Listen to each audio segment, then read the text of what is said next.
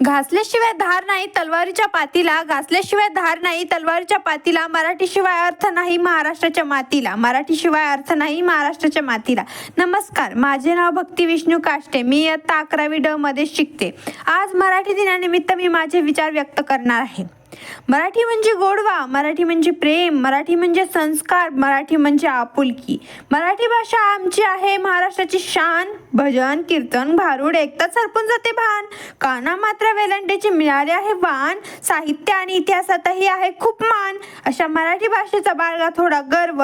मराठी राजभाषा दिन आनंदाने साजरा करू सर्व. मराठी भाषा भारताच्या प्राचीन भाषांपैकी एक असून महाराष्ट्री प्राकृतीचे आधुनिक रूप आहे.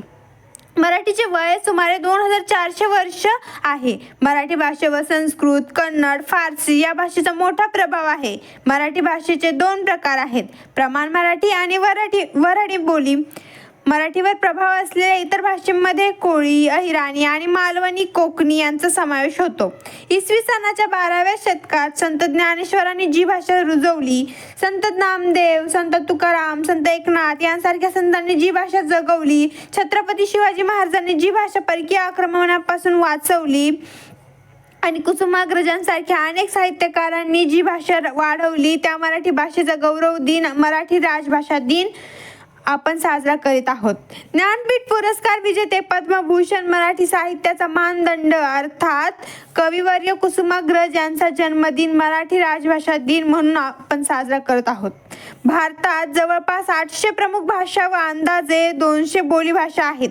त्यापैकी 11 भाषांना भारतातील अभिजात म्हणून मान्यता मिळाली आहे. त्यापैकी एक मुख्य भाषा म्हणजे मराठी भाषा. मराठी भाषेला अभिजात भाषेचा दर्जा 3 ऑक्टोबर 2024 रोजी प्राप्त झाला आहे. प्राचीनता, श्रेष्ठता, स्वयंभूपणा आणि सलगता म्हणजेच अभिजात भाषा होय. यावरून आपल्याला आपल्या मराठी भाषेची श्रीमंती समजते.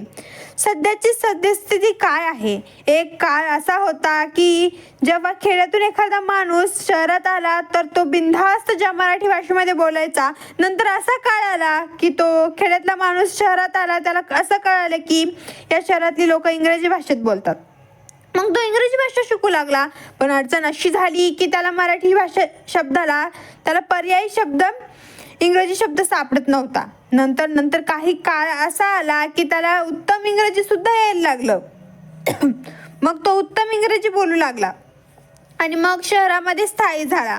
आणि जेव्हा तो शहरामध्ये स्थायी झाला आणि आता तो सुट्ट्यांसाठी जेव्हा गावाला जाऊ लागला, तेव्हा त्याला गावाला गेल्यावर त्याला त्या इंग्रजी भाषेसाठी मराठी पर्यायी शब्द सापडत नव्हता.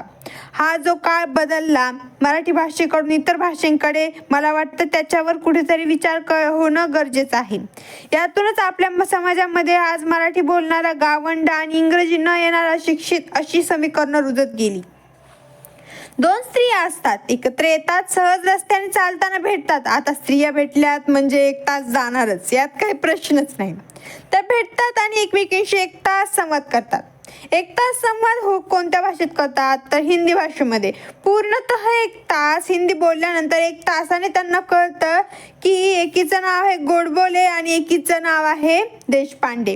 ती विचारते, तू मराठी का? हो, मी पण मराठी. तू पण मराठी? हो हो हो, मी पण मराठी.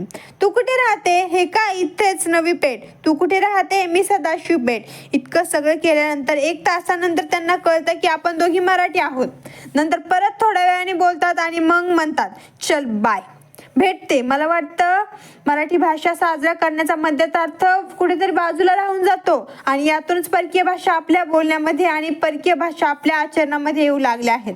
असा प्रश्न पडतो, माझी मराठी भाषा किती श्रीमंत आहे, किती मोठी आहे, किती वैविध्याने नटलेली आहे. बोलताना मला अभिमान वाटतो की माझी मराठी भाषा इतकी श्रीमंत आहे की संत ज्ञानेश्वरांच्या ज्ञानेश्वरीपासून संत तुकारामांच्या गाथेपर्यंत श्रीमंत आहे. बहिणाबाईंच्या ओव्यांपासून कुसुमाग्रजांच्या कवितांपर्यंत श्रीमंत आहे. ती इतकी श्रीमंत आहे की पुल यांच्या विनोदांपासून अत्रेंच्या साहित्यापर्यंत श्रीमंत आहे की इथे एका शब्दाला अनेक पर्यायी शब्द पाहायला मिळतात. म्हणजे प्रियकराने प्रेयसीला मिठी मारणे, आईने कुशीत घेणे, राजाने खानाला आलिंगन दिलं होतं आणि मग मित्राने मित्राला गळा भेट देणे, अशा सगळ्या गोष्टी एका भाषेमध्ये आहेत. म्हणजे कवेत घेणे, कुशीत शिरणे, गळा भेट घेणे, गळ्यात गळा टाकणे, आलिंगन देणे असे सगळे शब्द त्या क्रिया लोकांमध्ये घडतात.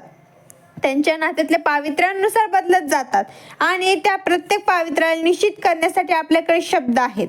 या सगळ्या शब्दांसाठी इंग्रजीमध्ये एकच शब्द आहे, सांगायची हरकत नाही. छत्रपती शिवाजी महाराजांनी मराठी भाषेतील पहिला शब्दकोश तयार केला. कोणीतरी कोणाला तरी म्हणालं की आपण कार्यक्रमाला जाऊया. त्यावरती त्या व्यक्तीचा रिप्लाय असा होता की मला मराठी भाषेमध्ये रस नाही, इंग्रजी भाषेचा कार्यक्रम असेल तर मला बोलाव. पण हे जे वाक्य बोलला तो व्यक्ती ते सुद्धा मराठीतच बोलला. यावरून तो माणूस नक्की मराठीच असला पाहिजे. मग आपल्या माणसांना जर आपल्या भाषेविषयी गोडवा वाटत नसेल तर परकीयांना आपण आपल्या भाषेविषयी गोडवा वाटून देऊ शकू का?